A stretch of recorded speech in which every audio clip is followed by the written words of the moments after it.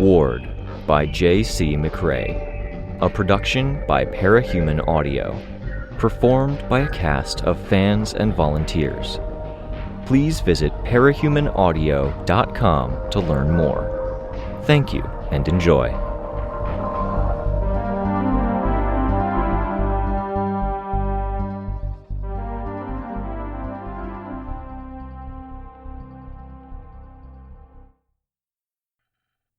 Arc 17, Sundown, Chapter 5. To recap again, Amy's voice came through the screen. On our side of the call, we have myself, Flashbang, Marquis, and two gentlemen from the local government, who I'm told you have met, Victoria. Luis and Gabin. Fuck you, I thought. My mother answered.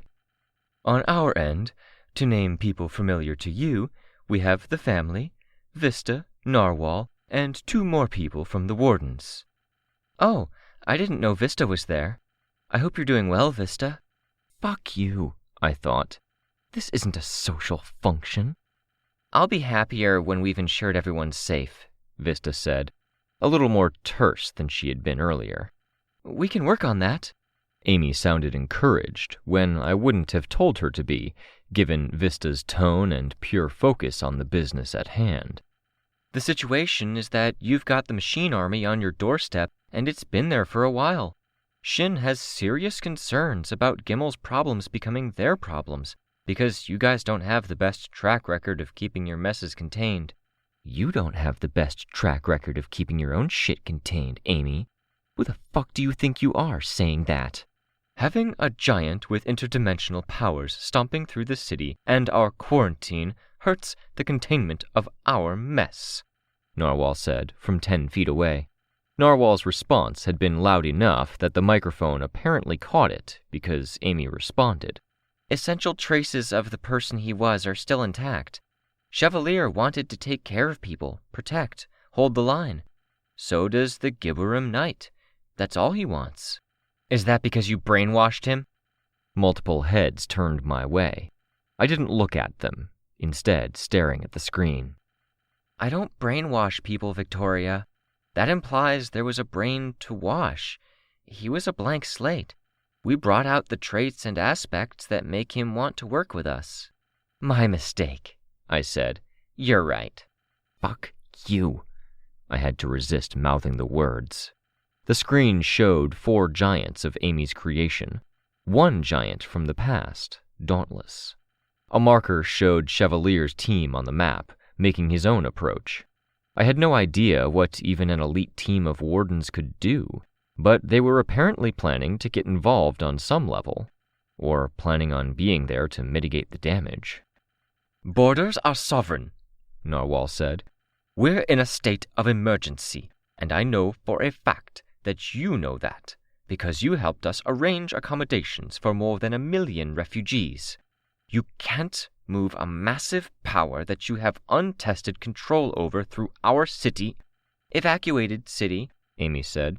Partially evacuated. And still sovereign, sensitive territory, Narwhal retorted. The diplomats are talking, my father said. 1 moment. Of course, Narwhal told him. Amy started to say something, but someone put them on mute, or took them off talk. Nobody asked or signaled to put us on mute. We stood where we stood, all of us gathered around the one desk, sitting or standing by chairs, leaning against a wall in Narwhal's case. My mom sat off to the left of the desk, partially in the aisle. I looked up at the screen. The Gibberim Knight was there, still fashioning its armor, still trudging forward. It had built boots to cover its feet, which had been sandals before, and was building cross straps for its chest. The expression it wore was a focused, determined one, even as its face broke apart into 3 transparent versions. The snark isn't helpful, Narwhal told me, her voice low, too quiet for even the people at the desk to hear. Snark? I asked, matching her in volume. I thought back. No, not at all. I wouldn't play games. I certainly hope not, she said. This is diplomacy. I kept my voice quiet. Amy wants to hear that she's right more than she cares about the accusation. This isn't about her. This is about the very real, present, and unknown danger to the city. Please. It's the same thing in my view. She stood straighter, which was imposing given her height, build, and the way she was covered in a winter coat of force field crystals. Not in the sense of a jacket-type coat, but of an animal's thicker fur. And I would prefer to keep them as separate focuses. We compartmentalize, isolate the problem, and fix it.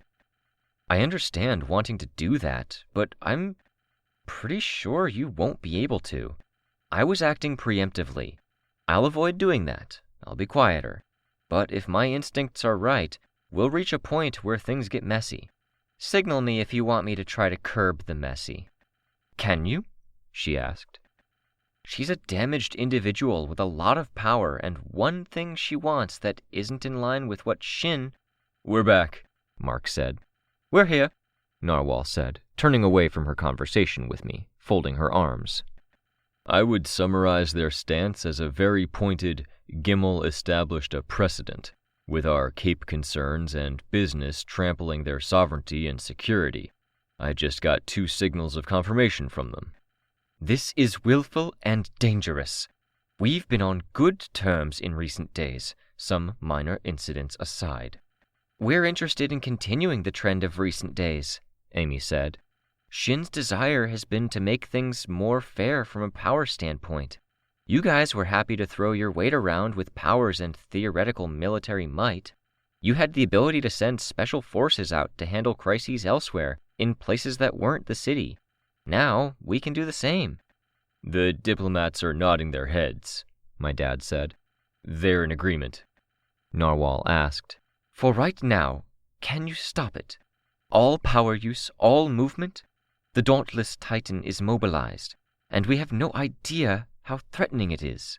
It might be picking a fight, tapping your giant knight for power, or creating a confluence of power that disrupts everything. Stopping it could be more dangerous. Let's get him to his destination, and he can begin his work.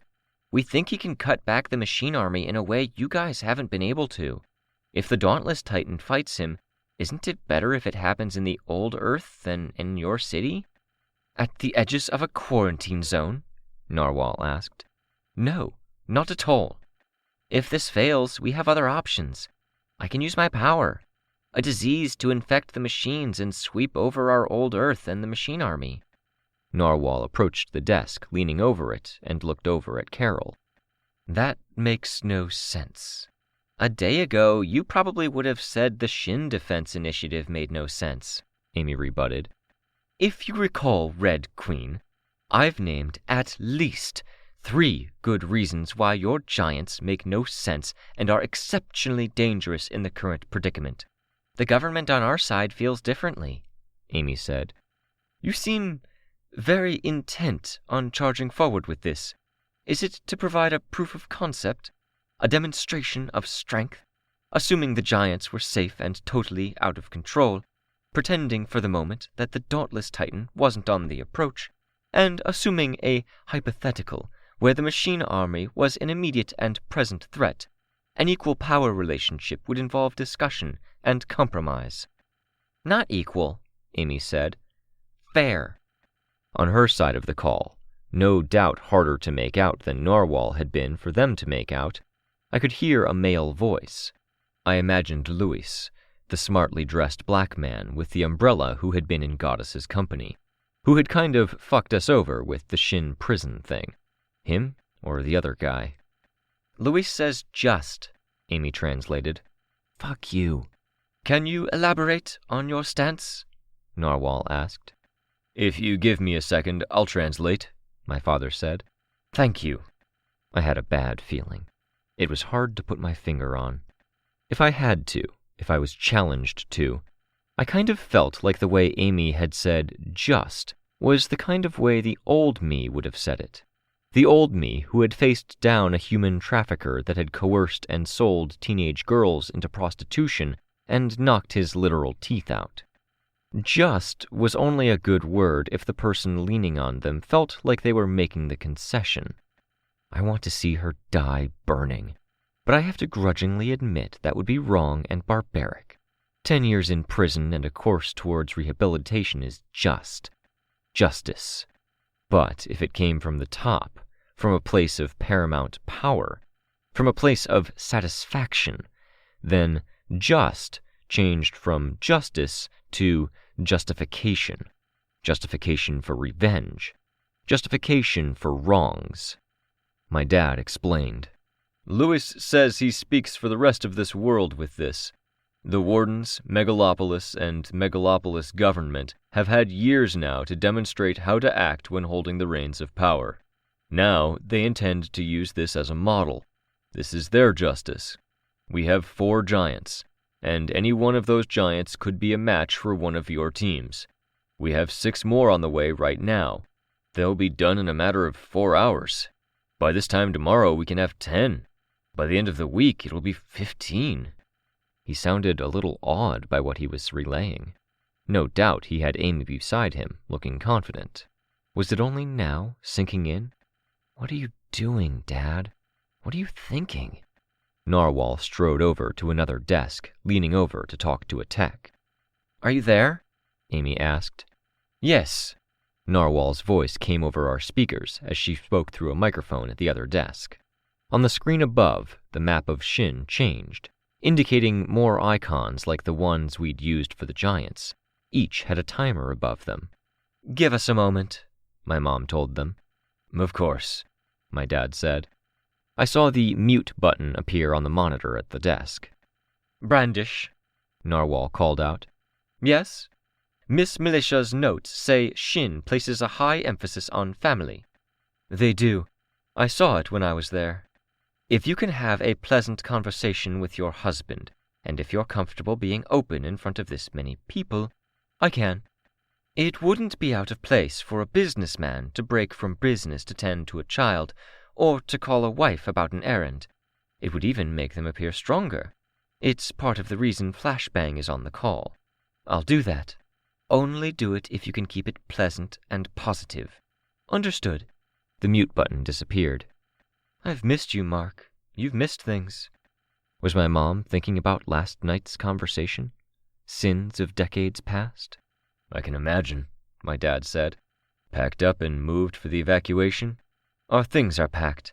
I'm staying at our niece's apartment. We're packing. We saw my sister this morning. A pause. Through Valkyrie? Valkyrie. We had a very emotional conversation, reuniting. Crystal was there.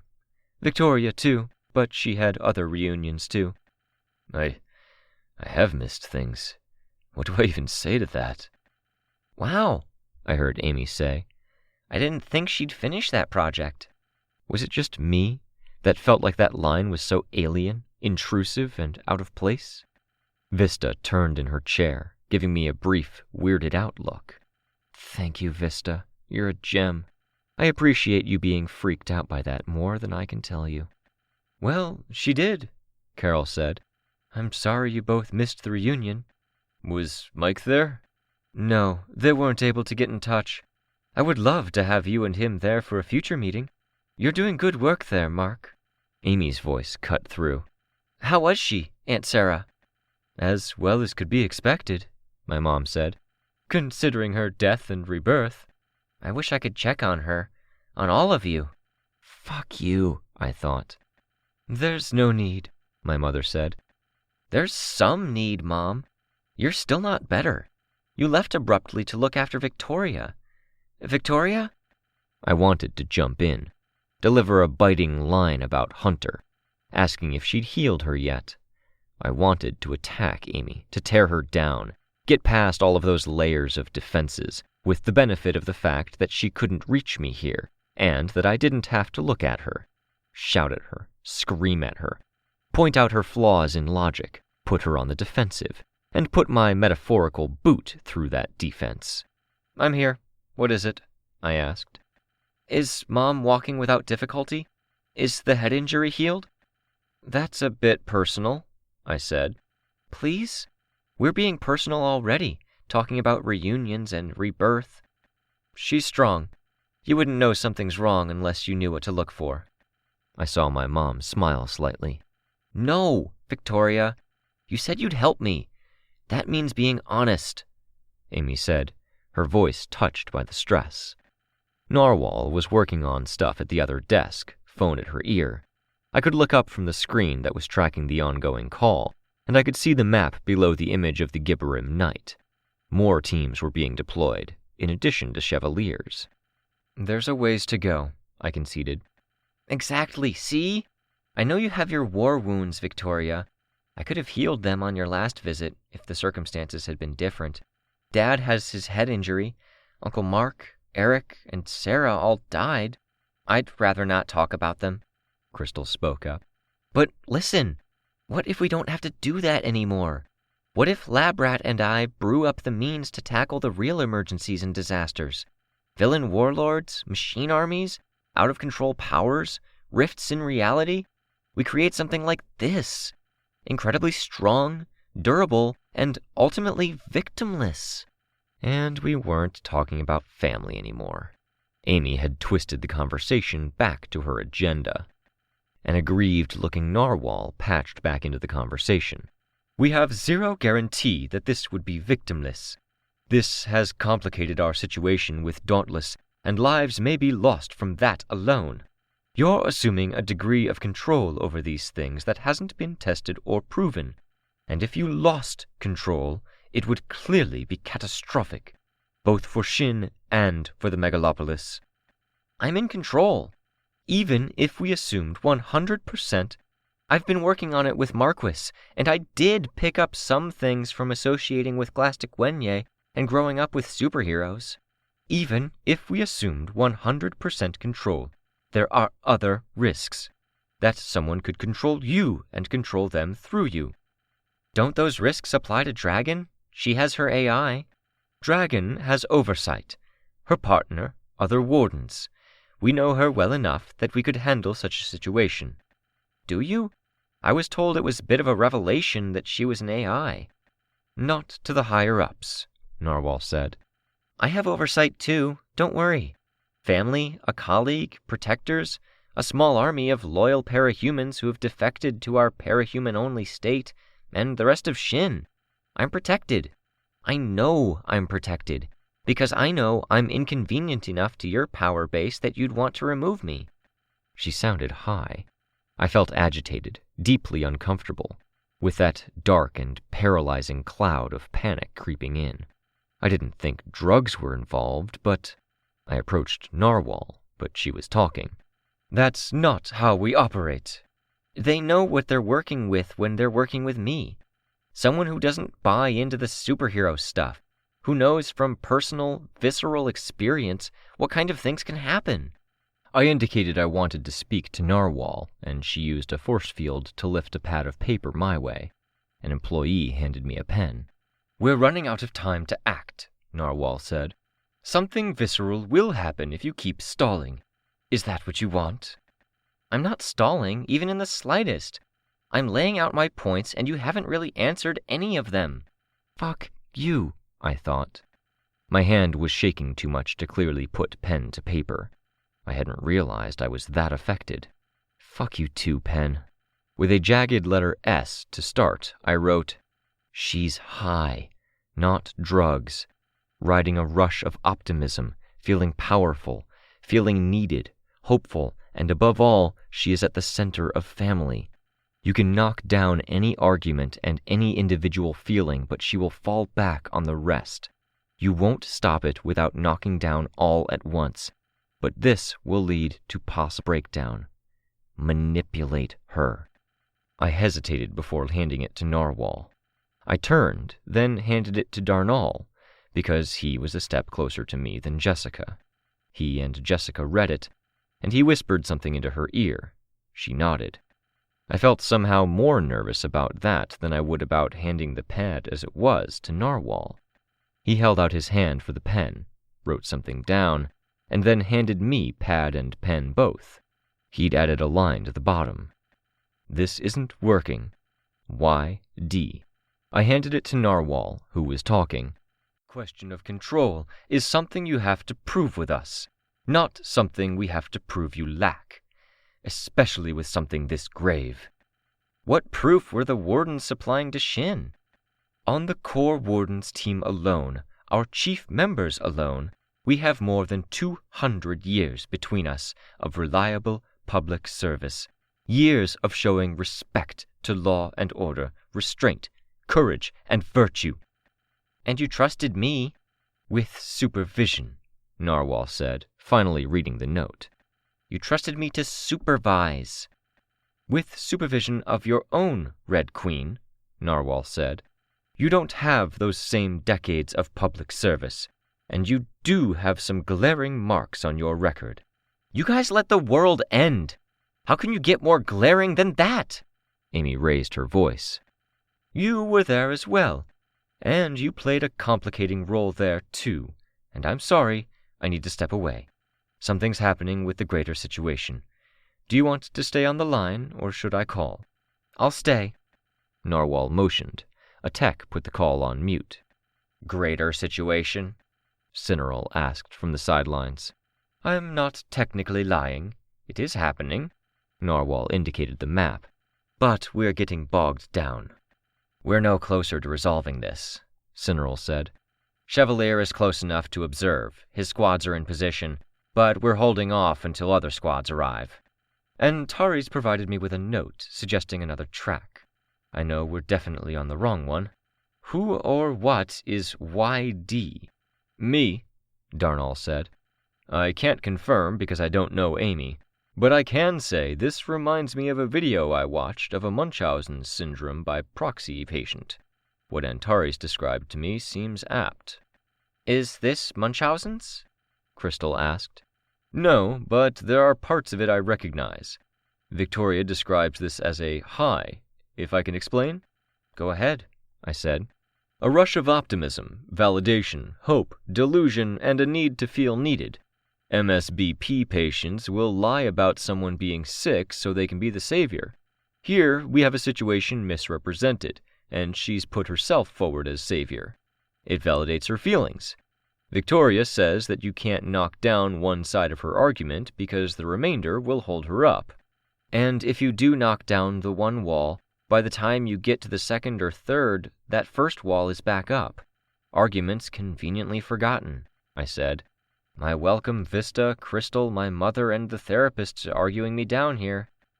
She didn't used to be like this, Crystal said.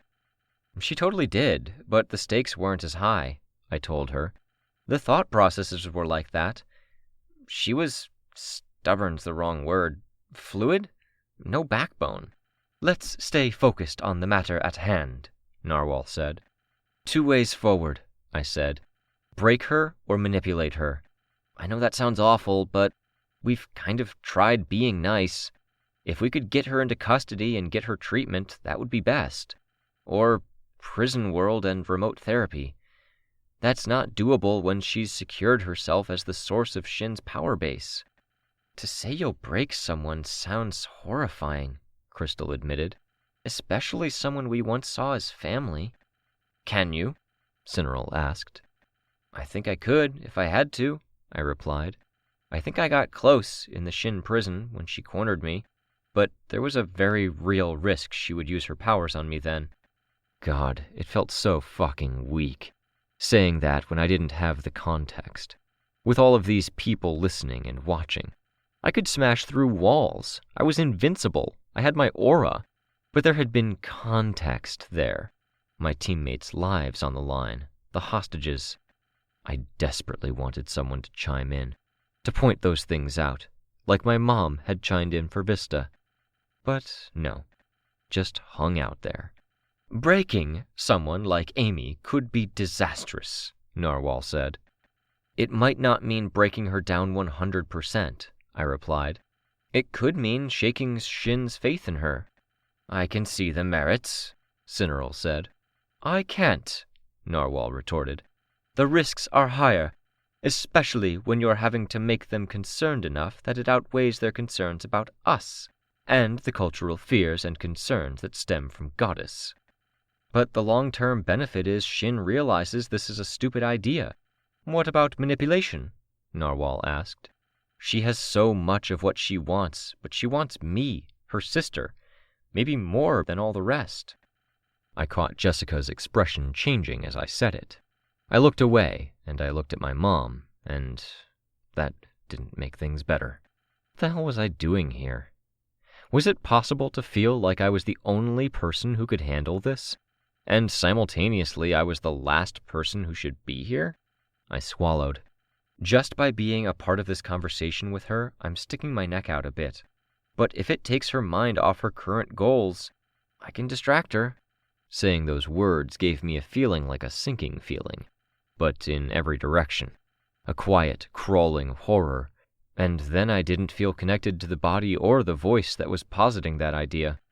I could imagine it being like what Darlene did, remotely in a body, managing thoughts, but not owning those actions, thoughts, or that body. Every second I experienced it, it was worse, colder, more quietly horrifying. I would prefer the distraction, Narwhal told me. Okay, I said, still feeling like I was a very here kind of far away. I can do that. Our goal is to divert the Titan. Delay? I asked. We would accept a delay. Okay. Feel free to start us up again. I'll jump in. If I'm unsure about something, I'll give you a note. You stop if I signal. You listen to any instructions I give you. Got it, I said. I'll be in contact with Chevalier, Cineral said. The screen colors changed as the mute indicators disappeared. We're back, Narwhal said. Any issues on your end? None, Amy said. What happened? We have less than 10 minutes before Dauntless meets your Gibberim Knight. This is a fight that seems bound to happen, unless you pull back. We can't do that in good conscience, Amy said. And I'll remind you, you were the ones saying I was trying to delay or buy time. But you took a good few minutes just now to handle your issue. Don't say there's a time limit like it bothers us. We're confident in what we're doing. You're the ones fretting.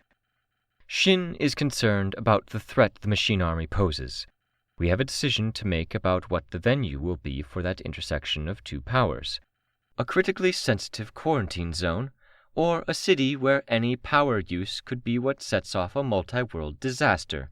We should consider the city. No, the quarantine zone. I know the Knight's capabilities.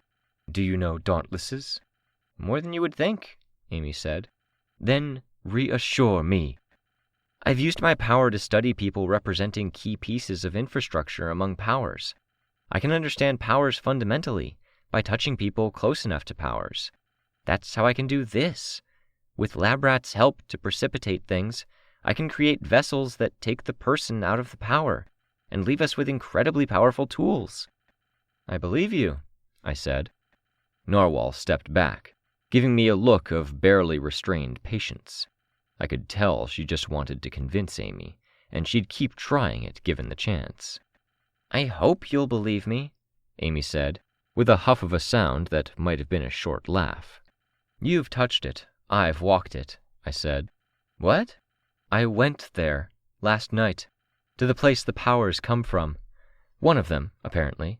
Breakthrough, damsel of distress, Tattletale. What the hell are you doing associating with Tattletale? That doesn't matter, I said. Focus, Amy.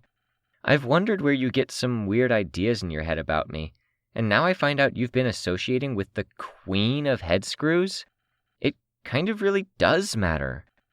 Amy, I said, believe it or not, I'm giving you the one damn thing you've been asking for.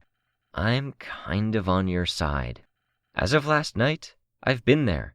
I've seen what you've seen. I'm pretty sure. Stop fighting me for 5 seconds and accept that fact. There was silence on the other end. Assuming you're telling the truth, Amy said, more subdued now, you guys are desperate. Is Tattletale there? No, I said. We're getting sidetracked, Narwhal said. I leaned forward, hand on the desk. Point is, Amy, she gave us some insights. You knew Swansong. You sort of know Damsel by proxy. You know Swansong was being paid for her insights into the powers and the place they come from. Damsel was there. And now you're going to tell me that I'm wrong. I don't get it. You think you know more than me after, what, a day there? Half a day? Hours? Amy, stop. You asked for my help. I'm giving it. I can't believe I'm doing it, but here we fucking are, so stop. The silence was tense. Had I pushed it with the fucking? I could see it being too informal, when this was technically a diplomatic meeting. Listen to your sister. My mom's voice. I looked over at her. What do you want from me? Amy finally spoke, more subdued. Let's talk about this one workable bit of common ground. Remember how I was super into studying powers? Of course I do. Still am. I've got a bookshelf filled with my collection of power texts, capes files, notes. Narwhal motioned for me to hurry up. And I studied a lot while I was in the hospital after... I trailed off. I know, yeah, Amy said. So you know your thing. I know my thing. Explain. Let's talk about your Chevalier. Okay. Chris stole a scan of his DNA during one of the back and forths with the Wardens. I used that scan to make something close enough the power could reach back, leaving the floodgates to power open. Chris forced the connection and gave it a body that could handle the power, like a lot of the broken triggers can't. But why him? Why is he the one you're sending? Because he exists in multiple states at once, and the machine army, I'm told, does the same thing. They compress seeds of their material into dense matter, and when they have something big and dense enough, even a boulder, they use them to house interdimensional pockets. The biggest machines and installments have those same pockets. If you nuke the area, the pocket leaks out, and before you know it, you've got an infestation again. He can get past that and do enough damage. They have other tech, other countermeasures. Is your knowledge of the machine army limited to what Dot told you? Your goblin? No, Amy said. Hello. Hello, Dot, I said, my voice tense. Are you looking after Amy like I asked you to? Uh-huh, kinda. I was briefed on the machine army in some depth, Amy said. They wanted to see if I could do something that would clear them away. I had to make pathogens that would stay long enough to capture the leak or be able to get through it. Narwhal wrote something on a note. They said no to that, I read. Yes, but that was then. Good to know. Is he going to punch his way through it?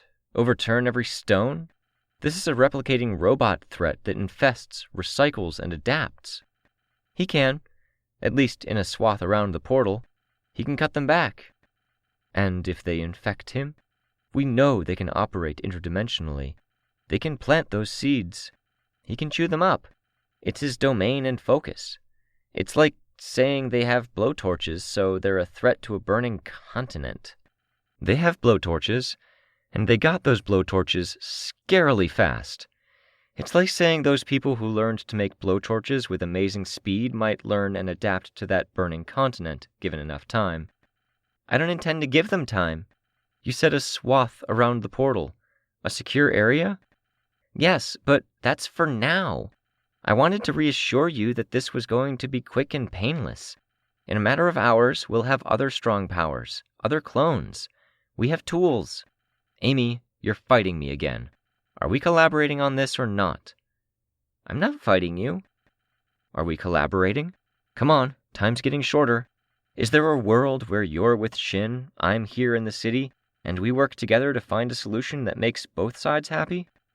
I kept my voice level, but the look in my eyes was a steady glare. The feeling in my stomach, a stew pot of indignation and disgust. And my body still didn't feel like it was my own, in the eeriness of the moment. Like a tiny, healthy part of me had fled or pulled back so it wouldn't have to hear her voice, or hear mine putting words together like collaborating. We already ruled out compromise, Lewis said. We didn't exactly, Amy said. If it comes down to compromise or Shin backing down, we won't. The call cut off, muting. I drew in a deep breath. My fingernail-less finger dug into the soft part of my thumb, like I could stab it. I didn't look at the others present, the entirety of my focus on this. Mark? My mom asked. Is this doable? There was only silence. Their side was still muted. I looked up at the map. 4 minutes until interception. Until Dauntless met Chevalier. The Chevalier had paused at a stockpile of construction materials, gathering more things. A weapon, a shield, armor for the chest, armor for the face. The interception time didn't change much as a consequence of his stalling. He was wholly focused on his mission. I was wholly focused on mine. "Mark," my mom said, "can our girls do this?" That was why she'd spoken up. She'd wanted to get in that "our girls" bit. My skin felt uncomfortable against the meat of me beneath. I felt betrayed, even though I knew exactly why she was doing what she was doing. "We can," Amy's voice came through. "Shin won't back down on this. We won't trust you to handle everyone's crises, and the machine army is a big enough threat that it counts as everyone's problem. We want our Chevalier out there." "Where's the collaboration in that?" I asked. "Our forces standing next to your forces. I manage the Shin Defense Initiative, you handle your side.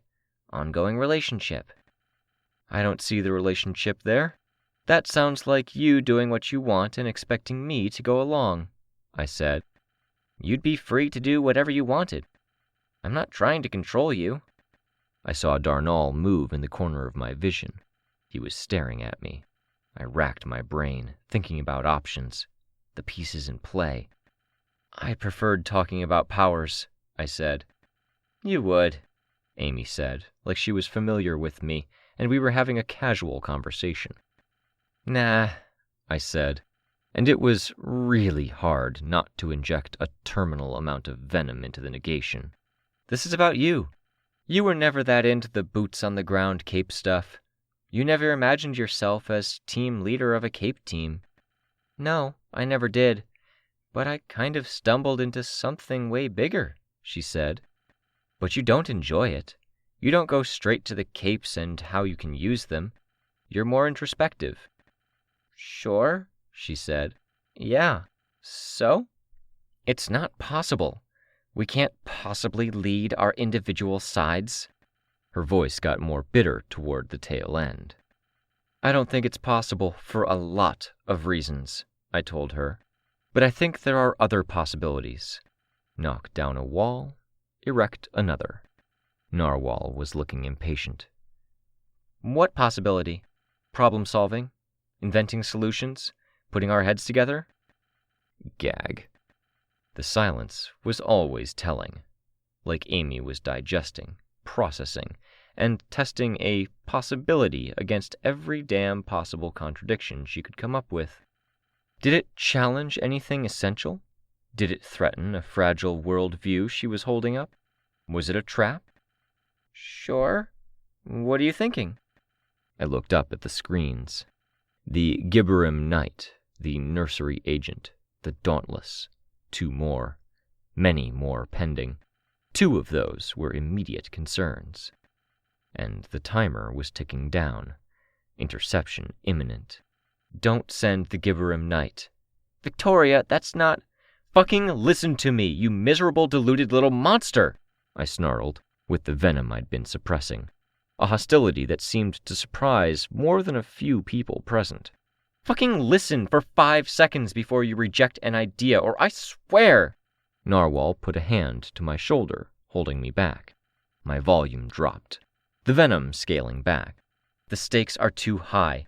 You either stop, slow down, and listen, or that's it. Last effort you'll ever get from me. I'm offering you a solution." "Ultimatums are manipulative," Marquis's voice came through. I could have killed him if he were actually present. "Fucking right they are. If anyone but you speaks, Amy, or if you give me a refusal instead of a hearing out, that's it. I'm walking out of this room, and I'll drop something massive on you from a place so high up you can't even see me before I even allow myself the chance of reaching out to you again. Decide." I had probably alienated so many people with the outburst, hurt my standing with good capes. I had tears in my eyes, and I hated it. I gave so much of myself to reach out, for the sake of others, and even for her, to extend her small graces and benefits of doubt, and she didn't even give me a spare thought. It wasn't that she didn't reach back. It was that she didn't even think to. Okay, she said. The nursery creation, it produces life forms? Yes. Out of imperfect meat, like most power-created life? It does, yes. It spawns things that produce the aura, area-altering effect? Yes. She hesitated before each statement, being careful, holding herself back. Can it produce life that doesn't have the interdimensional effect? The spawn it makes can.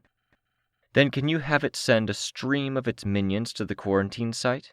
Have them file in, dig things up, push things around, and fight the machines. It should be single file, past the danger area where an ongoing fight would disrupt quarantine. I can't. I tensed. But that's not me being unwilling. It's the control over the lesser minions I'm worried about. Amy hesitated. I glared at the screen. I could go. I'll give individual instructions to each spawned giant we're sending to the quarantine zone until we have enough there or we find another option. Does that postpone the creation of the other SDI soldiers? I could hear a Shin-accented voice. Lewis's colleague. Possibly, but we're ahead of schedule, Amy said. I looked at Narwhal. She didn't look happy, but she was nodding a bit. Delays, at least, were a bit of sugar, making an imperfect compromise a bit easier to swallow. The other problem is that they're strong, but they'll lose eventually. How is this any better? Power-produced materials don't make good building materials or supplies. It was part of what slowed down the city rebuild, why we couldn't feed the masses with power-generated flesh. If the machine army tries to make or fuel anything with the meat, then that will degrade or suffer for it. It poisons their well. Keep your Gibberim Knight and nursery away. If Dauntless is pursuing them, pull them back. Bait him out of the city. You get your presence at the quarantine zone. Shin gets to be needed. We get both of the immediate threats resolved. No, Lewis cut in. I turned away from the screen, ready to leave. The only reason I didn't was that I met Jessica's eyes. Yes, Amy called out. Yes, pulling back the Gibberim Knight now. I'll send the Mother of Mothers minions in shortly. I could hear the exchange of words. Lewis was pissed. We'll work it out, Mark said. The call cut off. I could believe he was the one to do it, seizing the moment. Maybe he'd pay for it. For shutting off the call, making things harder, not playing along like a little kind of prisoner of Shin. Nobody really commented, except for an exchange of words murmured between Cineral and Narwhal. People focused on their work. Only Crystal, Vista, and my mom glanced at me. My mom was the only one who held that eye contact for more than a second or two. The timer sat at 2 minutes, 12 seconds, and it began to increase. Not increasing as fast as it ticked down, but the time stretched out. Someone input something, and the clock updated. 7 more minutes remaining. The Chevalier cloned agent was retreating. "We have to direct it," Narwhal said. "Send it out of the city and away from any refugee settlements. Get in touch with Shin ASAP." "Was that okay?" I asked, quiet, not taking my eyes off of the screen. "I know it's not how you would have wanted to do it, but it was," Narwhal said. "We weren't getting through. You did. We'll take that for what it is." "You could really use my team on this," I said, still quiet, subdued, like I was a lesser person in the aftermath of it all, despite my best efforts. "Holding them back doesn't make sense. Lookout can keep an eye on Shin, and we really need one. Precipice has gotten past Mathers twice, and he was the one who got her. Mathers is, I'm guessing, why the precogs aren't on this. Her and the goddess clone. We can talk about that shortly. It may be best to stick to the schedule for that review by Warden's leadership. It is slow, but less complicated, and we could do with some less complicated, Narwhal said. I nodded. She turned back to the screen, but the hand she'd laid on my shoulder earlier was still there, shifting to a resting one as she turned in a quarter circle, more reassuring. It remained there for a few seconds before someone needed her to take a tablet with some team information on it. Excuse me, I said, feeling hollowed out. I need a breath of fresh air. My mom wasn't fast enough out of her seat, and I motioned for her to stay down. Crystal didn't follow. Vista had her duties. Darnall and Jessica intercepted me, like the Dauntless Titan and accompanying Simurgh seemed intent on intercepting the Chevalier. A matter of seconds for them to intercept me. A matter of 7 minutes for the Titan to meet the giant. They met me out in the hall. All of us were dead silent as we walked past Gollum and Cuff, past 2 members of the flock. I probably just validated every fear you've had about the Victoria from Teacher's documented diary, I said. Jessica didn't answer. Do you need anything? Darnall asked. I shook my head. Can I call someone? Half the people you could call are in that room and saw that. The other half I'm not allowed to talk to, I said, bitter. And I could understand why it wasn't allowed to talk to them, but fuck. And I didn't like Darnall. I respected him, but I didn't like him. And I couldn't look at Jessica without imagining her strangling her patient. How are you? Darnall asked. Would you rather Jessica step away? We can have a chat? I shook my head. I wanted the opposite, despite those intrusive thoughts about the strangling. I don't know what else I could have or should have done, I said. I'm legitimately scared, because I gave her implicit permission to approach, to get closer to me.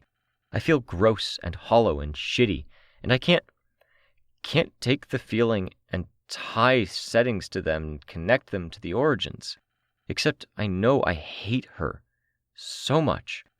I hate that she makes me feel like this. I hate that she won't go away. I hate that I want to get far away from being the Victoria who took satisfaction and relief from beating up Nazis, and at the same time, all I want right now is to fly away, ignore the restrictions on power use, and do what I said earlier about dropping something on Amy, while she's processing those giants for the quarantine zone. I hate it. I hate that I'm walking away feeling like this might not have been worth it, because I can't shake the feeling that this isn't the thing that breaks the city and sets everything off. I should step away, Jessica said. This is more for Darnall than for me. I'm okay with sharing it with you. I know, but I'm not your therapist, and I can't be a support in this moment. Because of Riley Davis? I asked, angry. Bonesaw? She stopped. I saw the emotions, like so many of the ones I'd just tried to explain in a ramble. No hate, no anger, but sadness and shame. Feelings so weighty and consuming that she could have ego-crushing feelings about those feelings. It was a horrible moment. My own stomach wrenching with a regret that I'd said it like that, for those reasons. Time seemed to crawl. And in the midst of that slow, horrible moment, people started moving, like a starter pistol had gone off, but no pistol. Voices getting louder, people running. Doors opening fast enough they banged against the wall. I pulled away, heading back to the others, to a point in the hallway where I could see through the Situation Room door as people rushed out and squeezed in. The timer was still ticking down. 4 minutes on the clock. But Dauntless was attacking, striking out with his lance from miles away, to carve out chunks of the Chevalier, sending him crashing into a building. The Chevalier got to his feet and continued to retreat.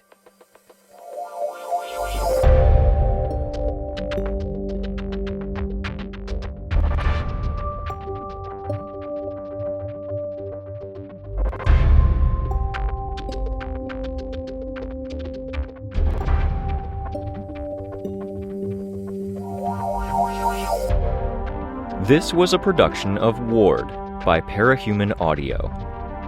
Ward and the Parahuman stories are written and owned by J.C. McCrae. You can find the original text and support the author at parahumans.net. For more of the Ward audiobook, as well as other community works, please visit parahumanaudio.com. Music for this chapter was by Evan Witt. Find out more at wittynotes.com. Editing by IcarusFallen. Narration by Robert Rein Ramsay. Find more of their work at our website. Thank you for listening.